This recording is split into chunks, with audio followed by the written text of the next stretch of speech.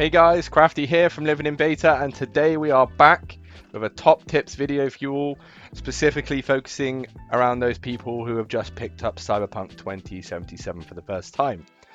Our aim is to shed some light on areas you may have missed to benefit your ongoing main character, or maybe give you a solid foundation for a new one. Because of this, a couple of these tips may seem a little obvious, but that being said, hopefully there are little snippets that may come in useful for those seasoned players as well. You can never stop learning them, alright? At least we're not all as cool as this guy. Now, in the interest of time, we're going to stick to 10 tips for this video, but if enough people like it and want more of this type of content, then we're more than happy to do a part 2, and there's loads to explore in Cyberpunk 2077, so we're never going to lack tips. Now, of course, let us know your thoughts on these tips in the comments as well. Smash that like button to let us know that you enjoyed it. If there's any tips that you think are relevant in this, then of course let us know them in the comments as well. But as always, the specific parts of the video will be timestamped in the description, and the video chapter will be accessible on the video timeline as always. Now, let's get into it.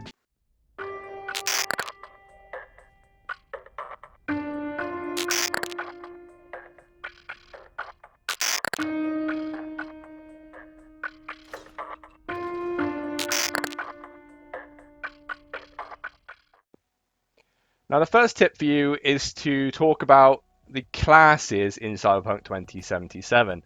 Now, of course, the game itself doesn't have quote-unquote classes, but they do have 3 life paths that you can choose at the start of the game. Now, they might seem like very small choices at the start, maybe some flavor, but they actually have a very high impact on your playthrough overall. The three paths in general are the Street Kid, Nomad, and the Corpo, each with their own unique intro quest and unique quest in-game, side quest in-game, that allows you to build more on the kind of storyline behind that life path. And you'll also notice that specific things will happen in-game, so you'll have other options in conversations. People might say things to you that would be slightly different if you're were a different life path. And it really makes you feel like you're a part of the world more than you would be that maybe a class would give you. You know, in another RPG, you may pick, say, I don't know, a goblin, but you really wouldn't feel as a goblin. So the first tip really is make sure you know what kind of life path you want to be, what kind of background would you like your character to have, and how would you like people in game to perceive you. Definitely a good choice. You can obviously play through all 3 of them, which is what I recommend, is what I've done. But yeah, definitely explore them all. That's tip number 1. Okay, so tip number 2 is around the attributes you choose at the start of the game. So if you didn't know already, when you start making your character, you can see I've got a new character here. At the very end of that customization screen, you get the option to put in 7 points into the 5 different attribute areas in the game. Now, this is very important because there is 50 levels in the game overall, which gives you an ability to have 50 points spare to put into these 5 areas. But putting these points that you really in an area that you really want to start with could be beneficial, so you're not wasting so many points when you're actually playing the game. So my advice is maybe do a little bit of research, maybe check some videos on our channel, and kind of figure out what kind of class you want to play out the box. You know, do you want that high body to have that high health, etc.? Or do you want to be an intelligence kind of sneaking around, cool technical ability character? Then do that at the start, because giving yourself the ability to have more points to jumpstart the game is really, really beneficial. In terms of where I would put my points at the start, just so you know, personally, I like to boost up body, reflexes, and technical ability at the start, just for that extra health, extra armor, and you know, damage with guns, etc. But that's up to you. Give it some thought, but definitely think about where you're going to put these 7 points at the start. That's tip number 2. Let's move on to the next one. Okay, so tip number 3 we're continuing with the look at the character attributes and perks. I think here it's important to note that the attributes you put points in are not just there to give your character a benefit in game. when it comes to the damage or the perks inside.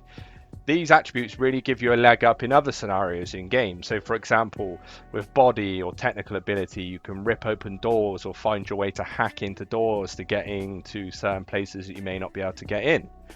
Intelligence can help you get inside those laptops in certain quests, or hack in a different way into items or people. And then reflexes as well is beneficial sometimes in conversation options as well as cool.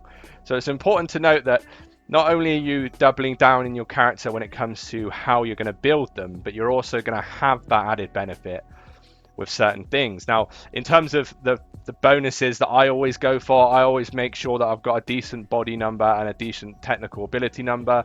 There's not really any doors, bar maybe 118 technical ability door that I cannot get into with this build. So just bear that in mind. It adds some flavor into conversations. It gets you into areas quickly, help with legendary items, secret areas, etc. So bear in mind, they're not just a throwaway point to get to use the perks inside. They actually add some more benefit, and technical ability, I think, is very much one of those. Because yes, inside you've got the crafting and engineering that people can either take or not take, depending on what kind of playthrough they want to play. But in general, that passive armor by 5% and the ability to unlock certain areas is definitely a benefit of having technical ability. So yeah, that's tip number 3. Let's move on to the next one.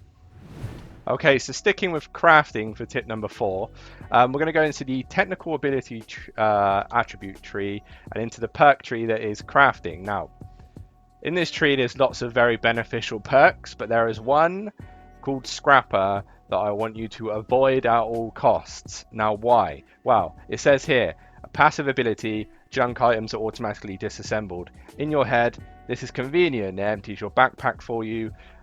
You don't have to worry, just automatically gets it done. Well, if you've been following the channel for a little while, and most importantly looking at our duplication or exploit videos, you'll notice that junk items right now is kind of the meta when it comes to making lots of eddies. Now essentially, if you take this perk, it's going to do what it says on the tin. It's going to automatically disassemble those junk items. Now, don't get me wrong, there is some junk items that really are not worth it, not worth keeping, but you'll notice there's junk items like this that sell for 750 eddies. Now, that's worth a lot more to you than just the base common item components you're going to get for disassembling it.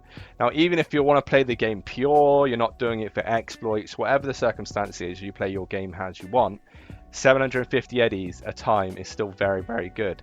In my playthrough where I didn't do any exploits for a little bit and just was collecting these for video purposes, I managed to get 15 to 20 of these items, and even without selling, doing the duplication glitch is still massively beneficial, and I would have made a big loss if I just kept disassembling them.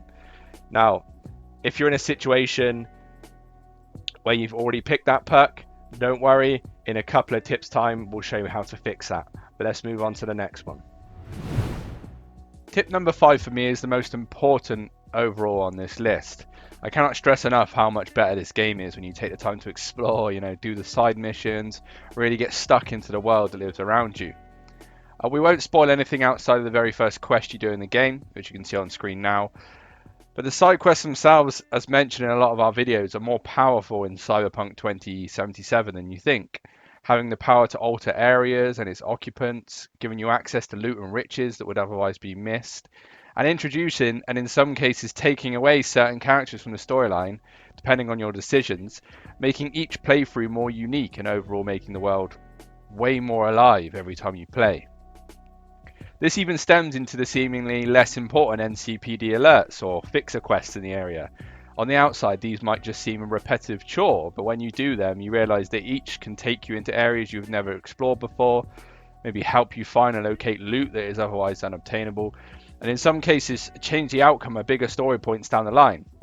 I've even had cases where I've done a seemingly quick and easy side mission, kind of throwaway, you kind of forget about it, and then 5 hours down the line I've had a call from that character in that mission with something else to do that really affects me going forward. It really does make the game feel more alive overall. Adding to that, you have a lot of a lot of the time you have different ways to approach these type of missions as well, with quest givers giving you the opportunity to maybe gain more rewards, be it more eddies or more loot, if you do it in a specific way. You know, sometimes they ask you to sneak around and not get caught, or maybe they want you to not kill anyone and only use non-lethal force. All these little features make things slightly different every time you approach them, and more flavorful every time you get the opportunity to experience it.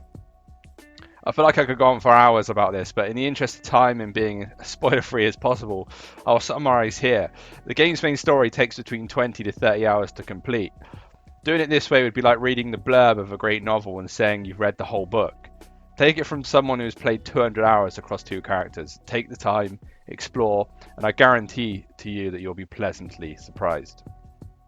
Okay, tip number 6 brings us to the Ripper Docs. So if you're new and you're just starting the game, the Ripper Doc symbol is this little kind of, scissors icon on the map. They're scattered around Night City in every different area, all offering a different specific kind of loot table when it comes to purchasing from them. But more importantly, when you visit the Ripper Doc, it's not fully explained that you can actually use an ability that the Ripper Doc sells to reset your perks. So if you visit your favorite Ripper Doc, we're going to go to this geezer here because I don't know why, I just like to use him. And you'll see at the top here, yes, you're in the cyberware panel where you can purchase everything that usually the Ripper Doc will help you with. But if you click on trade or press RB or whatever the equivalent is on your console, there is this item called a Tabula E-Rasa. Now this back prior to patch 1.2 was 100k to reset your perks. Now it's currently obviously 25k. And what will happen if you purchase it, it will automatically, as you can see at the top there, automatically unassign all your perks. So when you go back into your character, you'll see here I've got 79 perks to spend. Now it's important to know that there's no way in game currently, at least on console, there may be mods on PC to obviously reset the points you put in different attributes. So if you wanted to build a different character build, for want of a better phrase, then of course you would have to start again. But with this one, everything that I had in every area has now been unassigned, and you're able to obviously get those to use those perks once again. Now you may be thinking, there's only 50 levels, how did I get 79 perk points? Well, inside a kind of perk tree, you'll notice this extra skill progression bar here. Now what this is, this builds up as you use an item or an ability that triggers that area. So for example, athletics, you build that up when you do things like climbing, jumping. You can see down the bottom of the screen here, it says improves the ability to perform physical feats such as sprinting and swimming, grappling, etc. When you do things like that, that will boost your skill progression on athletics. And then in turn, you'll get some rewards for doing so. Carrying capacity, +1 perk point, +1 perk point. You can see it starts building up perk points here. Now with this character, of course, because I'm fully into blades, etc., you can see I've got 20 blades, which gave me a lot of perk points from that. And you also unlock a special ability within that perk tree for doing so. So the game does stop at level 50 when it comes to pure levels to put into your attributes, but just bear in mind that perk points go up to 50 with your levels, and then 1 for every every few levels on skill progression. So you could build up probably close to 100 perk points if you maxed out everything in game. But yeah, use them wisely, but remember, it's not over with perk points. You can purchase it from the Ripper Doc. Let's move on to the next one. Okay, with tip 7, we brave going into the inventory of our characters. Now, inventory management is a big thing, I feel, in RPGs, especially when you've got games like Cyberpunk 2077 that have a capacity that you can carry. Now, it's been rare, but I have had situations where I, of course, am overcumbered. There is obviously a perk in athletics that increases your carrying capacity by 60, which you can pretty much get straight away. You don't even need to have that. Your starter points in body will give you that. But it's still important to manage our inventory. Now, you'll notice that in my backpack, I am horrendous at this, which is ironic because I'm telling you guys to do it.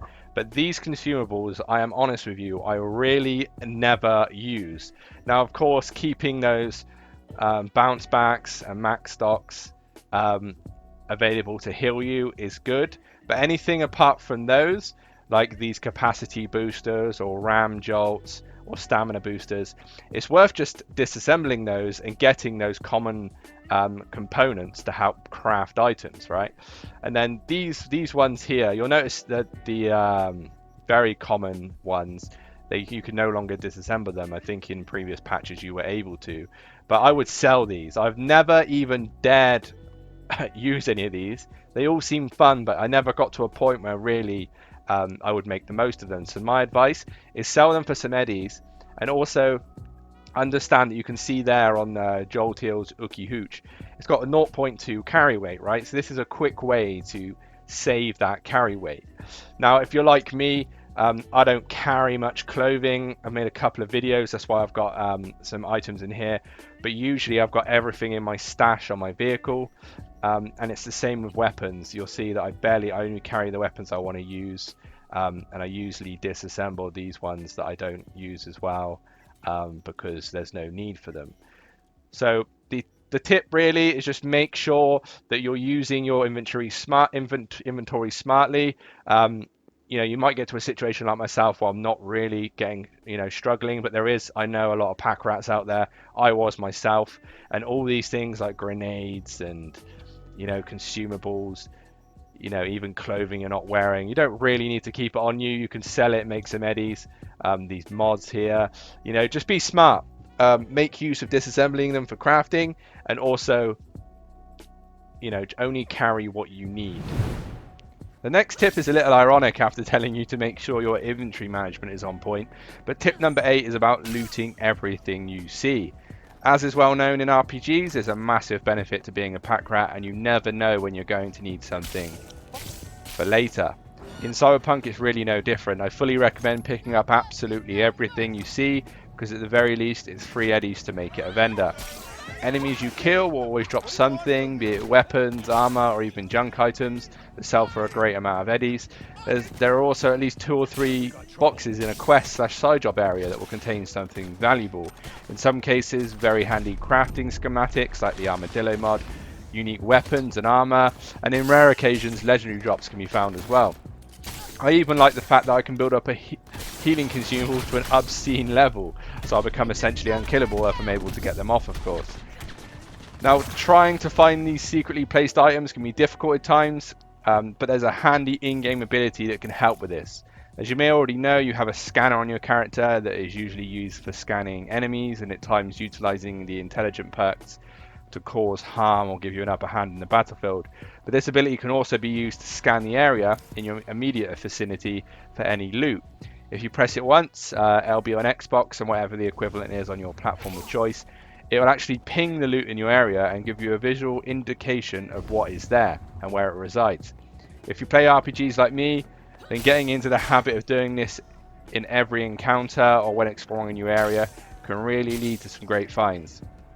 So yeah, loot everything, become rich in every sense of the word, but make sure your inventory is managed well. Let's get to the next one. The next tip can really make your character the best it can be. If you didn't know already, Cyberpunk uses a loot system where the loot set outside in the open world is generated when you load in on your save file. Now, what do I mean by this? Essentially, if you loot a piece, it is set by the game's code to be in a certain place on the map. It will remain there, but the attributes or the mod slots residing in an armor piece, for example, would differ from save file to save file. This allows us to really min-max our armor pieces to have what we need. I've done a big video covering this, which I'll link in the description if you're looking for more of a thorough guide. But essentially, what you're able to do is when you get an item that you wish to pick up, if you hover over and check the stat/mod slots it has, if it's not to your liking, save the game and then reload, which will then cause the loot table to change. It may take a little while to obviously gain the mod slots and the attributes you want, but you can just keep doing so until it matches what you need. Now, for reference, all head and lower body items can have 3 mod slots, and upper bodies can have 4. get min-maxing and making those characters the best they can be. We don't want you finding an item early on and realizing it would be even more powerful if you just did this tip. Okay, so the final tip of this video is patience. Now, that's easier said than done, of course, but the reason why I wanted to bring it up is Cyberpunk has a system inside it that's kind of scalability, right? So depending on your level, that also depends on the items you're able to craft and also the items you're able to purchase from stores and things like that. Also the items you pick up off the ground. Now, obviously certain items have a level requirement or a street cred requirement, but I'm not really talking about that. I'm talking about the damage each item can do depending on your level. So you see I've got two examples here to show you on the screen running in the background. We've got a level 32 character versus a level 50 character, and you can see the big difference in the damage. Sometimes it's double if not triple the amount of damage that you could do at level 50 than you do at level 32. So what my advice is, if there's items out there that you feel like you really need to buy for now, or you don't want to save those eddies, or I want to rush and get that legendary item, then maybe just wait till the time that really suits you and your level, because the higher level you are when you get that item, that's the level that the item is going to stay at and the damage numbers that item is going to stay at. Same with armor. So just bear that in mind. It's something I didn't know on my first playthrough, and it's something I wish I did know. But more importantly, with crafted items as well, my advice is always wait till highest level possible to get those items rocking and rolling. So there it is, 10 top tips to hopefully make your playthrough a lot smoother. Let us know how you found the video, and if there are any more top tips that you think we could have included in this one, or you think you could share with those in the comments as well. Let's get together as a community and help each other out. Thanks so much as always for the support. We're slowly growing and it really does feel like the start of something great. So thank you for letting us be able to do this. But yeah, enough of the soppiness. As always, like the video if you liked it, share with your friends, subscribe for more content like this one, and remember, don't be a gonk.